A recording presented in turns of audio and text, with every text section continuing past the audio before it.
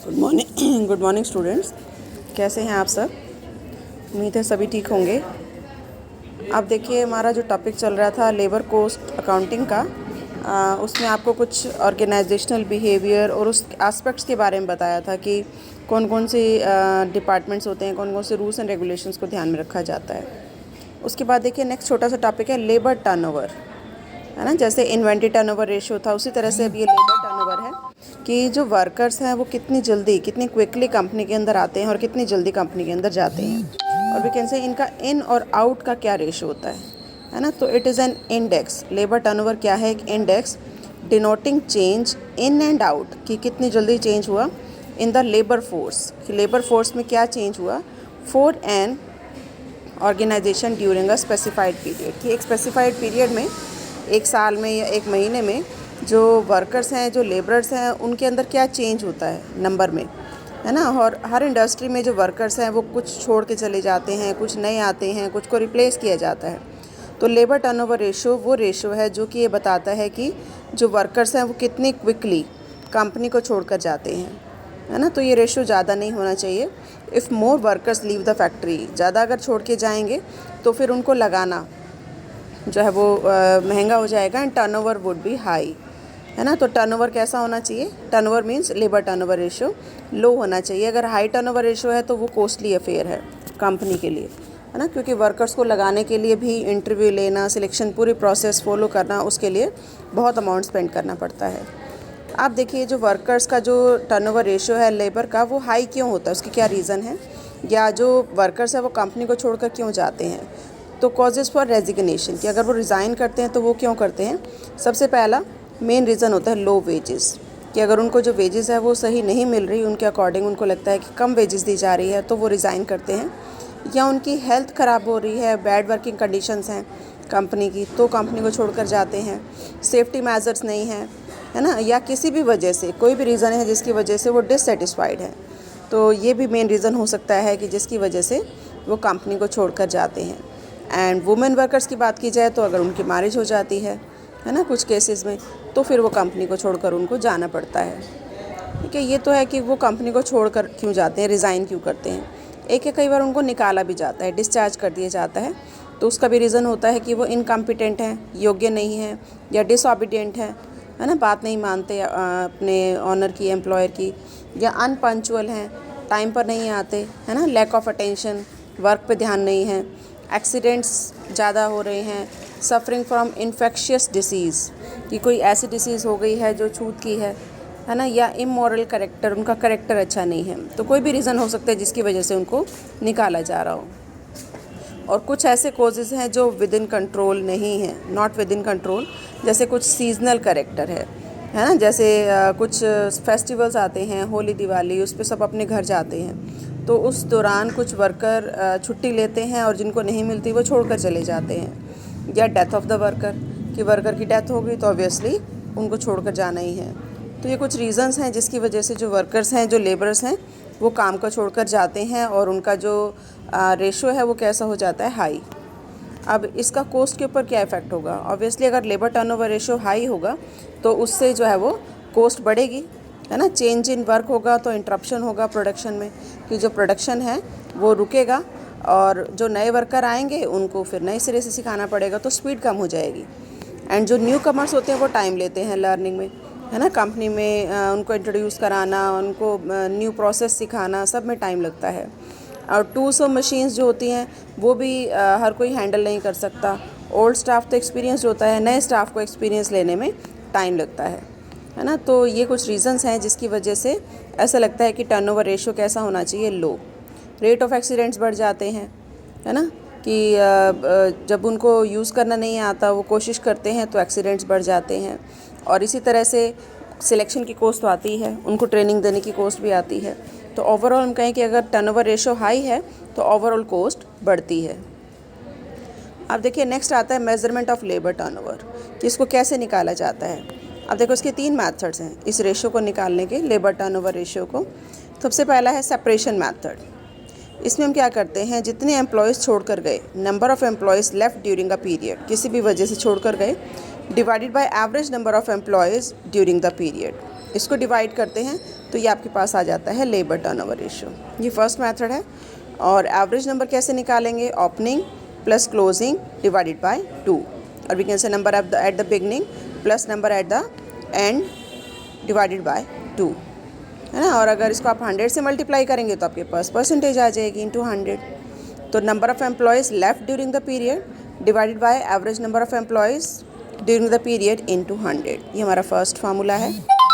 Second है replacement method, कि आपने कितने रिप्लेस किए, जो छोड़ कर गए उसकी जगह आपने कितने लगाए, डिवाइडेड बाय वही average number of employees during the period, ये आपका आ जाएगा रिप्लेसमेंट मैथड, है ना। इस मैथड में आप ये देखेंगे एक्चुअल रिप्लेसमेंट कितनी हुई। जैसे 10 छोड़ कर गए लेकिन 10 की जगह आपने लगाए 8, है ना, तो यहाँ पर 8 आ जाएगा।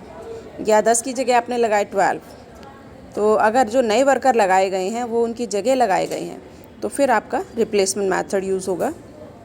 थर्ड है फ्लक्स मैथड, इसमें दोनों आते हैं। नंबर ऑफ़ सेपरेशन भी हम लेंगे, 10 हटाए 8 लगाए तो 10 + 8 दोनों लेकर फिर नीचे वही average number of employees during the period into 100, है ना। ये दोनों मेथड का कॉम्बिनेशन है। फर्स्ट वन था सेपरेशन, सेकंड वन है रिप्लेसमेंट, दोनों का कॉम्बिनेशन क्या है? Flux method.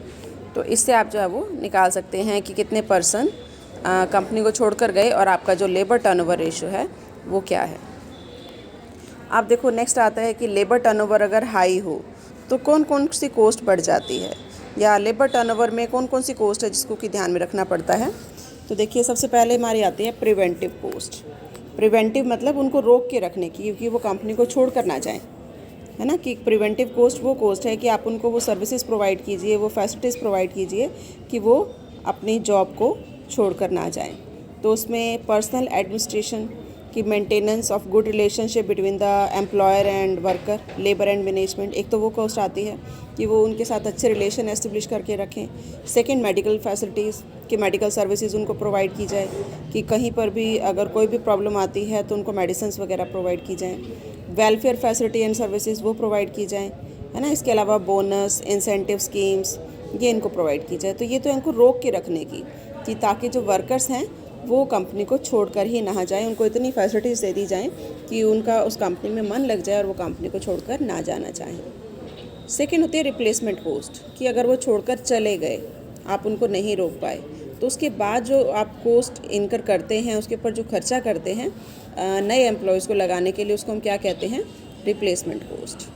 आप देखिए इस रिप्लेसमेंट कोस्ट में क्या आता है? कॉस्ट ऑफ सिलेक्शन, कि आप नए एम्प्लॉयज़ रखेंगे तो ऑब्वियसली आप एक एप्लीकेशन मंगाएंगे वर्कर से, है ना, एडवर्टाइजमेंट देंगे, उसके बाद उनका इंटरव्यू लेंगे, तो ये होता है cost of selection and appointment. इसकी कॉस्ट आपको बेयर करनी पड़ती है। सेकंड, जब वो कंपनी में आ जाएंगे, कंपनी को ज्वाइन कर लेंगे, तो उनको ट्रेनिंग देनी होती है ना, काम सिखाने के लिए। तो ट्रेनिंग के लिए कोई एक्सटर्नल पर्सन भी आ सकता है या इंटरनल भी हो सकता है, तो उसकी कॉस्ट। या loss of output due to delay in recruitment of workers, कि वर्कर्स के रिक्रूटमेंट में अगर लेट हो गया, टाइम लग गया, तो उतने दिनों का, जितने दिन का टाइम लगा उतने दिन आपका जो है वो आउटपुट का लॉस होगा, वो भी एक कॉस्ट है। या जो नए वर्कर आए, ज़रूरी नहीं है वो एफिशिएंट हो, वो इनएफिशिएंट हो सकते हैं, तो उनकी इनएफिशिएंसी की वजह से भी कुछ लॉस हो सकता है। और इसी तरह से जो टूल्स हैं, जो मशीन्स हैं, है ना, वो ब्रेक भी हो जाती हैं, टूट जाती हैं, क्योंकि उनको हैंडल प्रॉपरली नहीं किया जाता। और कोई स्पॉलेज या डिफेक्टिव आइटम भी हो सकती है, वो बढ़ जाती हैं, कि जो प्रोडक्शन हो रहा है, प्रोडक्शन में स्पॉलेज आइटम या डिफेक्टिव आइटम बढ़ जाती हैं, एक्सीडेंट्स बढ़ जाते हैं, है ना, तो प्रिवेंटिव मेजर्स लिए जाते हैं। तो इस तरह से रिप्लेसमेंट की जो है वो ये कॉस्ट आती है। अगर आपका लेबर टर्नओवर हाई है तो उसको रोकने के लिए दो तरह की कॉस्ट है, एक तो प्रिवेंटिव कॉस्ट जो उनको रोक के रखने की है, और एक है आपकी रिप्लेसमेंट कॉस्ट जो आपको बियर करनी पड़ती है। तो आई थिंक ये क्लियर हो गया होगा। आप देखिए नेक्स्ट छोटे छोटे से टॉपिक और हैं, टाइम कीपिंग और टाइम बुकिंग। आप देखो टाइम कीपिंग क्या है? Recording of time of the workers, कि जो स्टाफ है वो किस टाइम आता है, किस टाइम वो जाता है, उनका अराइवल किस टाइम होता है, डिपार्चर किस टाइम होता है, उनको रिकॉर्ड करना कहलाता है टाइम कीपिंग। तो time keeping records are useful for preparation of the wage sheet, क्योंकि उसके अकॉर्डिंग ही उनको वेजेस दिए जाएंगे। Ascertaining the labour cost of an operation, कि क्या उनकी लेबर कॉस्ट है। Overhead allocation of if based on labour hour, कि ओवरहेड का एलोकेशन भी इसके बेस पर कई बार होता है। प्रोडक्टिविटी एनालिसिस भी किया जाता है या कॉस्ट कंट्रोल भी किया जाता है। तो जो टाइम कीपिंग है वो इसके लिए इम्पॉर्टेंट है। अब देखो, जो टाइम कीपिंग, टाइम को रिकॉर्ड करने के कई मेथड्स हैं। सबसे पहला है अटेंडेंस रजिस्टर और द मस्टर रोल। तो बहुत ट्रेडिशनल मेथड है। इसमें एक अटेंडेंस रजिस्टर रख दिया जाता है। जो भी पर्सन आता है अपने अराइवल का टाइम इसमें डालता है और सिग्नेचर करता है, और जब जाता है तो उसमें सिग्नेचर करता है ना। तो ये जो वर्कर्स हैं वो इस पर जस्ट साइन करते हैं और अपना प्रेजेंस इसमें रिकॉर्ड करते हैं, जिसके बेस पर उनकी सैलरी बनाई जाती है। तो बहुत ट्रेडिशनल मेथड है, बहुत पहले यूज़ किया जाता था, या गवर्नमेंट इंस्टीट्यूशन में जनरली ये मेथड अटेंडेंस रजिस्टर वाला फॉलो किया जाता है। सेकंड आता है डिस्क और टोकन मेथड। अब देखो, डिस्क और टोकन मेथड क्या है कि इसमें जो एम्प्लॉयज़ हैं, जनरली वर्कर्स के लिए यूज़ होता है, फैक्ट्रीज़ में होता है। वर्कर्स के गेट पर, जहाँ फैक्ट्री का गेट है, गेट पर ही कुछ टोकन हैंग कर दिए जाते हैं वर्कर्स के नाम से, है ना। तो दो जो है वो हुक होते हैं। उसमें वर्कर्स को क्या करना होता है, एक पर सारे टोकन होते हैं, वर्कर्स को अपना उसमें से टोकन उतार कर और दूसरे जो हुक है उस पर हैंग करना होता है, दूसरे बोर्ड पर हैंग करना होता है ना। तो जैसे जैसे वो हैंग करते जाते हैं उनकी प्रेजेंट लगती जाती है। तो गेट पर ही अगर वो टाइम पर आ जाते हैं तो वो हैंग हो जाते हैं। उसके बाद जो लेट आते हैं उनके लिए अलग बोर्ड होता है। जो एम्प्लॉयज़ वर्कर्स लेट आते हैं वो अपना उतार कर लेट वाले, उसमें लेट लिखा होता है, लेट कमर्स, उसके ऊपर अपना जो है वो हैंग करना होता है, और जिसका हैंग नहीं होता वो एब्सेंट होता है। तो आई थिंक क्लियर हो गया होगा कि the board is placed at the factory gate with the tokens, कि बोर्ड टंगा दिया जाता है विद द टोकन, और एक अनदर बोर्ड भी टंगा दिया जाता है सेम टाइप का, लेकिन वो एम्प्टी होता है। लेकिन जैसे जैसे वर्कर्स आते हैं वो उस बोर्ड से उतार कर, फर्स्ट बोर्ड से उतार कर सेकेंड बोर्ड पर उसको हैंग करते जाते हैं। और लेट कमर्स का जैसे बताया कि अलग एक बोर्ड होता है जहाँ पर उनको हैंग करना होता है। तो ये मेन वर्कर्स के लिए होता है जनरली, कि वो टाइम पर आ रहे हैं तो वो हैंग हो जाएगा, अगर वो लेट आ रहे हैं तो उनकी लेट रिकॉर्डिंग भी हो जाएगी। उसके बाद देखो, नेक्स्ट है टाइम रिकॉर्डिंग क्लॉक मेथड। ये भी बहुत इंपॉर्टेंट है और आजकल मोस्टली ये यूज़ हो रहा है कि एंट्री और डिपार्चर के टाइम पर एक टाइम रिकॉर्डिंग क्लॉक गेट पर ही रख दी जाती है। जैसे ही पर्सन कंपनी के अंदर या फैक्ट्री के अंदर एंटर करते हैं, उनके पास एक पंचिंग कार्ड होता है। वो पंचिंग कार्ड उनको उस क्लॉक के अंदर डालना होता है, और जैसे ही वो पंचिंग कार्ड उसके अंदर डालते हैं उसके ऊपर टाइम आ जाता है लिखा हुआ कि आपका अराइवल का टाइम है। और जब वो जाते हैं तो डिपार्चर का टाइम उस पर आ जाता है ना। तो इसका बेनिफिट ये होता है कि बिल्कुल एग्जैक्ट टाइम उसके ऊपर आने का भी और जाने का भी होता है। देखो, जैसे यहाँ पर एक एम्प्लॉय है Shiva, worker number 11, name Shiva, department B B. तो इस तरह से ये डेज़ लिखे होते हैं, और जैसे वो पंच करते हैं उसके ऊपर लिखा हुआ जाता है कि 8 o'clock उन्होंने एंट्री किया, 12 o'clock आउट हुआ, है ना। इस तरह से 8:1 पे, 8:3 पे, उसके बाद आफ्टरनून में वो कितने बजे आए, कितने बजे गए, तो पूरा ये रिकॉर्ड हो जाता है। और ये बिल्कुल एक्यूरेट मेथड है वर्कर्स के टाइम को रिकॉर्ड करने का।